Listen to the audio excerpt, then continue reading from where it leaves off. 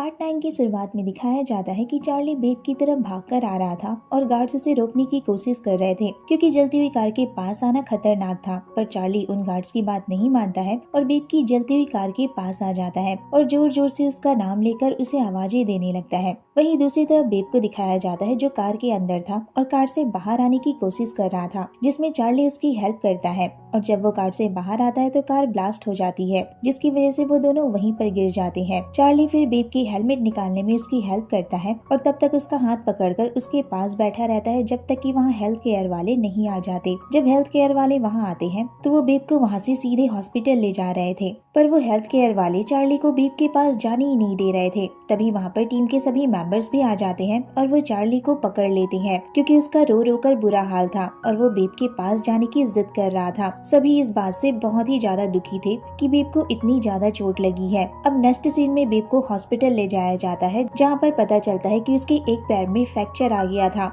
और थोड़ी ही देर बाद उसे एक रूम में शिफ्ट किया जाता है जहाँ पर चार्ली और ग्रुप के मेंबर्स आते हैं। वो बेब से पूछते हैं कि अब तुम कैसे हो, कहीं तुम्हें ज्यादा चोट तो नहीं लगी है ना। तो इस पर बेब कहता है कार पूरे फोर्स के साथ हिट हुई थी तो मुझे चोट कैसे नहीं लगेगी। ये सुनकर वे कहता है तुम अभी भी इस तरह बात कर रहे हो, तो मैं कंफर्टेबल हूँ कि तुम ठीक हो। बेब फिर एलन से पूछता है कि रेस में कौन जीता, तो एलन उसे बताता है कि रेस में फर्स्ट प्लेस पर किम आया है और रेड रेसिंग टीम ये कंपटीशन जीत गई है। जिस पर वे एलन से कहता है सॉरी, लेकिन मैं अगली बार इसका रिवेंज उन लोगों से जरूर लूंगा। तो एलन उससे कहता है ये सब इतना आसान नहीं है बेब। तो बेब कहता है क्यों नहीं, आप इसे और मुश्किल क्यों बना रहे हैं। तो वे उसे बताता है कि इस फ्लाइट रिव्यू हो जाने का मतलब ये नहीं है कि तुम नॉर्मली चल पाओगे। तुम्हारे पैर में अभी भी बहुत ज्यादा चोट लगी हुई है और शायद तुम अच्छे से चल भी नहीं सकते, इसलिए तुम्हें इसके लिए फिजिकल थेरेपी लेनी होगी और शायद तुम्हें पूरे सीजन से ब्रेक भी लेना पड़े। ये सुन बेब घबरा जाता है और कहता है अगर सीजन से मैंने ब्रेक ले लिया तो फिर कंपटीशन में रेस कौन करेगा। एलन कहता है इसके लिए वे है ना, क्या तुम्हें इस पर भरोसा नहीं है। तो इस पर बेब कहता है एलन ये ट्रस्ट की बात नहीं है, मेरा मतलब हमारी टीम से अब सिर्फ एक ही रेसर रह जाएगा और उनकी टीम से 2 रेसर होंगे, तो वे उन्हें अकेले हैंडल कैसे कर पाएगा। अगर मैं वहाँ होता तो मैं उन दोनों को ब्लॉक कर देता जिससे वे आगे लीड कर सकता था और मुझे लगता है ऐसा करना बेटर रहेगा। जिस पर एलन उससे कहता है मुझे नहीं लगता कि तुम्हें अभी रेसिंग को लेकर इतना परेशान होने की जरूरत है, अभी तुम्हारी हेल्थ सबसे ज्यादा इम्पोर्टेंट है और अगर तुम खुद को इस तरह ठीक होने के लिए फोर्स करते रहोगे तो इससे सिर्फ सिचुएशन और ज्यादा खराब होगी और कुछ नहीं। चार्ली फिर बेब से पूछता है क्या तुमने कुछ खाया है, पर बेब उसका कोई जवाब नहीं देता और अपना मुंह दूसरी तरफ फेर लेता है। तभी वे उससे कहता है अगर तुम खुद को इस तरह फोर्स करते रहोगे तो ये तुम्हारे लिए बिल्कुल भी अच्छा नहीं है बेब, तुम्हें जल्दी से जल्दी ठीक होना है पर इस तरह नहीं। अभी नेक्स्ट सीजन बचा हुआ है ना, तो तुम उसके लिए आराम करो। जब तुम पूरी तरह से ठीक हो जाओगे तो उस सीजन में पार्टिसिपेट कर सकते हो। चार्ली बेब के लिए फिर पॉरेज लेकर आता है और उसे खिलाने लगता है, पर बेब गुस्से में उस बाउल को फेंक देता है। ये देखकर वे और एलन भी हैरान रह जाते हैं, पर फिर वो रिग्रेट फील करने लगता है और बेड से उठने की कोशिश करता है। तो एलन उसे मना करते हुए कहता है तुम एक अल्फा हो बेब, तुम्हारी बॉडी दूसरों से अलग है, तुम जल्दी रिकवर कर लोगे और जब तुम्हारे सिम्टम्स अच्छे हो जाएंगे तो तुम मुझसे दोबारा आकर रेस के बारे में बात कर सकते हो। ऐसा कहकर वो दोनों वहाँ से चले जाते हैं। वहीं चार्ली फ्लोर को क्लीन कर रहा था। इसके बाद वो बेब की शर्ट पर लगे पॉलिश को क्लीन करने लगता है, पर बेब उसे डायरेक्टली मना कर देता है और उनसे बाहर जाने को कहता है। लेकिन चार्ली वहाँ से नहीं जाता और कहता है तुम ठीक हो जाओगे तब मैं यहाँ से चला जाऊंगा, लेकिन अभी नहीं। तो इस पर बेब कहता है मैं ठीक होता हूँ या नहीं इससे तुम्हारा कोई मतलब नहीं है। चार्ली कहता है मतलब कैसे नहीं है बेब, मैंने फील्ड में तुम्हारा एक्सीडेंट होते हुए देखा, तुम्हें चोट लगते हुए देखा और मैं तुम्हारे लिए वरीड भी न हूँ। तो बेब उससे कहता है अच्छा हुआ जो तुमने ऐसा कहा, क्योंकि मैंने अभी तक तुम्हें माफ नहीं किया है और मेरा बस कार एक्सीडेंट हुआ है ना। तुम्हें क्या लगता है मैं बिल्कुल ठीक हूँ और रेसिंग कार में सेफ्टी होती है। अल्सो मैंने फायर प्रोटेक्शन शूट भी पहन रखा था, पर तुम थे जो वहाँ बिना सेफ्टी के भागे चले आए। क्या तुम पागल हो। इस पर चार्ली कहता है मैं बस तुम्हारे बारे में सोच रहा था, मैंने और कुछ नहीं सोचा, मैं बस तुम्हें लेकर परेशान था। ये सुन बेब कहता है अगली बार ऐसा मत करना। इस पर चार्ली हंसते हुए कहता है क्या तुम्हें मेरी परवाह हो रही है। बेब कहता है ऐसा कुछ नहीं है, मैं वरीड नहीं हूँ, लेकिन तुम स्टूपिड लग रहे थे। ये सुन चार्ली थोड़ा अपसेट हो जाता है। बेब कहता है अब तुम जाओ, मुझे आराम करना है।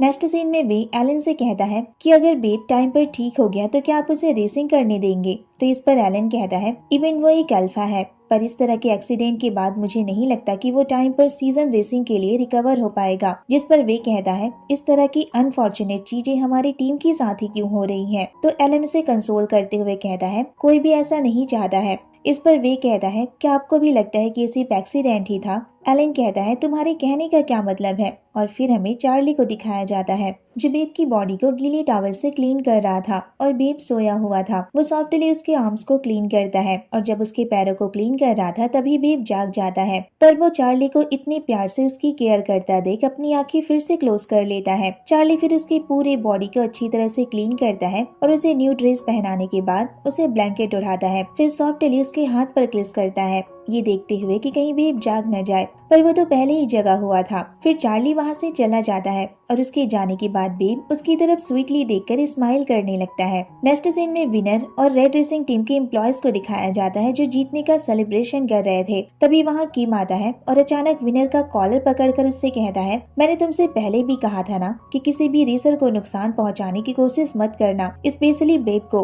पर मैं ये नहीं जानता था कि तुम जीतने के लिए इतने हद तक गिर सकते हो। तो विनर अपना कॉलर छुड़ाते हुए कहता है मैंने तुमसे कितनी बार कहा है कि ये मैंने नहीं किया है, पर तुमने कभी मेरी बात सुनी है। बेब का कार एक्सीडेंट मेरी वजह से नहीं हुआ है और न ही मैं ये बात जानता हूँ कि ये किसने करवाया है। और अगर मुझे पता होता ना कि वो पर्सन कौन है तो मैं उसके सामने जाकर घुटनों पर बैठकर उससे प्लीज कहकर कहता कि तुम्हें और कोशिश करनी चाहिए थी जिससे कि वो बच ही नहीं पाता। इस पर किम कहता है अगर तुमने ये नहीं किया है तो फिर कौन हो सकता है जो बेब से इतनी ज्यादा नफरत कर सकता है। ये सुन विनर कहता है जो लोग इस तरह की बातें करते हैं ना उनसे सभी नफरत करते हैं, और अगर तुम इतने ही अच्छे हो तो खुद जाकर उससे क्यों नहीं पूछ लेते, हो सकता है उसके टीम मेंबर्स में से ही किसी ने ऐसा किया होगा। तो अब यहाँ से जाओ और मुझे इसके लिए परेशान करना बंद कर दो। ऐसा कहकर वो वहाँ से चला जाता है और किम वहीं खड़ा सोचता रह जाता है। नेक्स्ट सीन में वे को देखते हैं जो जेफ पर शक करते हुए कहता है तुमने बेब की कार के साथ क्या किया था। जेफ कहता है मैंने कुछ नहीं किया था। इस पर वे कहता है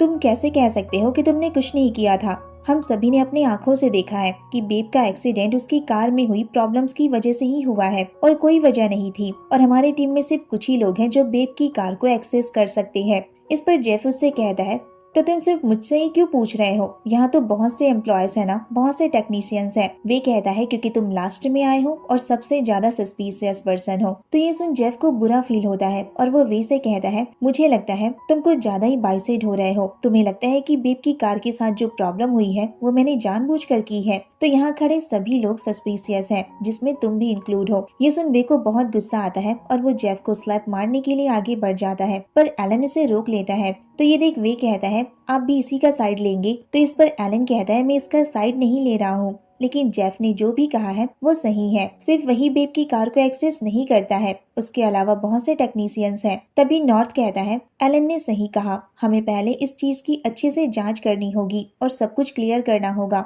जिस पर वे कहता है तुम लोगों को मुझ पर बिल्कुल भी भरोसा नहीं है, क्या तुम लोग इससे भी ज्यादा बुरा होने का वेट कर रहे हो। तो सोनिक कहता है ऐसा नहीं है, हम तुम पर भरोसा करते हैं लेकिन बिना किसी एविडेंस के कुछ नहीं कर सकते। तो ये सुन अचानक डीन कहता है और अगर हमारे पास एविडेंस हो तो क्या करोगे, जिसमें जेफ रात में एक बेब की कार की स्पीड चेक करने के लिए आया था, पर डीन वहीं पर था जिसे जेफ नहीं देख पाता है। डीन फिर उसे देखकर उसका एक वीडियो रिकॉर्ड कर लेता है और ये वीडियो देखने के बाद वे जेफ से कहता है ये एविडेंस क्लियर है, अब तुम्हारे पास छुपाने के लिए कुछ भी नहीं है, अब तुम क्या करोगे। तो जेफ कहता है मैं सच कह रहा हूँ, मैंने कुछ नहीं किया है, मैं बस बेब की कार की ट्यूनिंग कर रहा था। इस पर वे कहता है तुमने कुछ गलत नहीं किया है तो तुम चोरी छुपे नाइट में उसकी कार को क्यों चेक करने गए थे। जेफ अपनी सफाई देते हुए कहता है मैंने बस न्यू मेथड सीखी थी जिससे कार की स्पीड को फास्ट किया जा सकता था, इसलिए मैं बिना टाइम वेस्ट किए उसका यूज करना चाहता था क्योंकि रेस बहुत क्लोज थी और टाइम बहुत कम था। तभी एलन वे से कहता है वे अब बस भी करो। तो जेफ एलन से कहता है एलन मैंने कुछ नहीं किया है। जिस पर डीन उससे कहता है क्या तुम्हारे पास इसका कोई एविडेंस है, हम तुम्हारी बातों पर ही तो भरोसा नहीं कर सकते ना। ये सुन एलन जेफ से कहता है सबसे पहले तुम अपना सामान बांधो और गैरेज से बाहर जाओ। तो ये सुन जेफ को शॉक लगता है क्योंकि उसे भरोसा था कि कम से कम एलन तो उसकी बात पर ट्रस्ट करेगा, पर उसका ये भरोसा भी टूट जाता है और वे उससे पूछता है, बताओ तुम्हें यहाँ किसने भेजा है, तुम किसके स्पाई हो? तो जेफ दोबारा यही कहता है कि मैंने बेब की कार के साथ कोई छेड़छाड़ नहीं की है, पर कोई उसका भरोसा नहीं करता है। तो जेफ कहता है ठीक है, मैं यहाँ से चला जाता हूँ, लेकिन जो काम मैंने नहीं किया है मैं उसे बिल्कुल एक्सेप्ट नहीं करूंगा। फिर एलन से कहता है, और अगर आप मुझ पर भरोसा नहीं करते हैं तो मुझे कभी भी अपना भाई मत मानिएगा। कि तभी वहाँ चार्ली आता है और सभी को बताता है कि जेफ रेड रेसिंग का स्पाई नहीं है, जेफ और मैं हम दोनों ब्रदर्स हैं। ये सुन सभी शॉक रह जाते हैं। एलन कहता है, तुम दोनों ब्रदर्स हो? तुम क्या बात कर रहे हो? चार्ली कहता है, जेफ मेरा छोटा भाई है, हम ब्लड लाइन से भले ही अलग हो लेकिन हमारी परवरिश एक साथ ही हुई है और जेफ मेरी एक लौती फैमिली है। और मैं आप सभी को बता देना चाहता हूँ कि जेफ कभी भी बेब की कार के एक्सीडेंट के लिए इन्वॉल्वमेंट नहीं कर सकता, वह ऐसा कभी नहीं करेगा। तो एलन कहता है, तुम दोनों भाई हो, तुमने ये बात स्टार्टिंग में हमें क्यों नहीं बताई? ये सच हम लोगों से क्यों छुपा कर रखा? इसके पीछे तुम दोनों का क्या इंटेंशन था? इस पर जेफ कहता है, अगर ये बात मैं आपको पहले ही बता देता तो आपको लगता कि मैं आपकी टीम में आने के लिए अपने कनेक्शन का यूज कर रहा हूँ और आप मेरी स्किल को कभी भी नहीं देखते और न ही मुझे किसी भी कार को टेस्ट करने देते। ऑल्थो मैं यहाँ एक इंटर्न बनकर रहना चाहता था क्योंकि मैं एक्स हंटर टीम के साथ काम करना चाहता था। ये सुन एलन कुछ नहीं कह पाता और थोड़ा इमोशनल भी हो जाता है। तभी वे कहता है, तो क्या हुआ अगर तुम इंटर्न बनना चाहते थे? पर डीन ने जो एविडेंस दिखाया है वो तो ऑलरेडी स्ट्रॉन्ग है ना, तुम इससे मना कैसे कर सकते हो? फिर चार्ली की तरफ देखते हुए कहता है, या फिर तुम दोनों ही एक साथ मिले हुए हो? ये सुन चार्ली उन्हें एक वीडियो दिखाता है जिसमें कोई पर्सन सीक्रेटली बेब के कार को मॉडिफाई कर रहा था, पर वो पर्सन जेफ नहीं था, वो कोई आउटसाइडर था जो बेब को टेक डाउन करना चाहता था।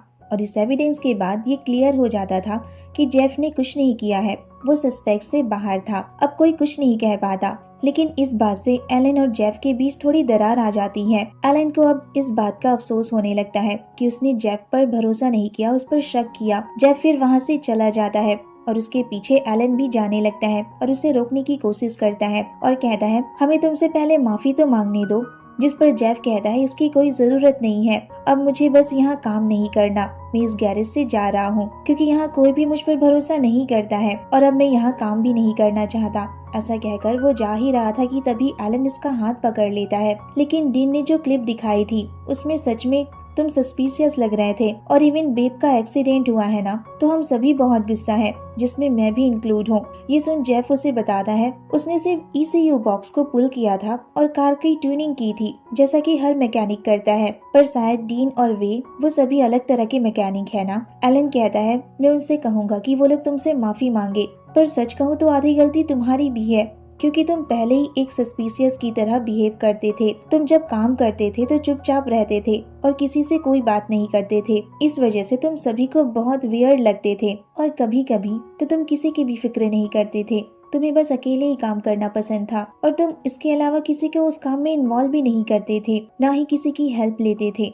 और इस पर तुम सोचते हो कि हर कोई तुम्हें अच्छे से समझे, तो क्या ये पॉसिबल है? इस पर जेफ कहता है, तो आपको भी लगता है कि मैं गलत हूँ, इसके लिए मुझे माफ कर दीजिए। एलन कहता है, ऐसा नहीं है। तो जेफ कहता है, कोई बात नहीं, आपको कुछ कहने की कोई जरूरत नहीं है क्योंकि प्रॉब्लम तो ये है ना कि मैंने आपसे झूठ बोला है, इसलिए आज मैं यहाँ से जा रहा हूँ क्योंकि मुझे थोड़ा आराम करना है और मुझे बिल्कुल अच्छा फील नहीं हो रहा है, पर मैं वापस आकर अपना सामान ले जाऊंगा। ऐसा कहकर वो चला जाता है और एलन वहीं खड़ा उसे देखता रह जाता है। जेफ फिर अपनी कार में जाकर बैठता है और वो बहुत ज्यादा इमोशनल हो गया था और रोने लग जाता है। देन वहाँ से चला जाता है। फिर नेक्स्ट सीन में बेब और वे को देखते हैं। वे नाइट में बेब के साथ ही रुका था और सोने के लिए उसका बेड प्रिपेयर कर रहा था। तो बेब उससे कहता है, तुम अभी अभी तो रेस फिनिश करके आए हो ना, तुम्हें घर जाकर आराम करना चाहिए था। इस पर वे कहता है, अगर मैं घर जाकर आराम करने लगा तो तुम्हारी देखभाल कौन करेगा, और क्या ये अच्छी बात नहीं है कि हम एक साथ हैं? बेब कहता है, अच्छी बात है, लेकिन मैं तुम्हें लेकर थोड़ा कॉन्सेंट्रेट हूँ। ये सुन वे हंसने लगता है और कहता है, तुम मुझे इतने सालों से जानते हो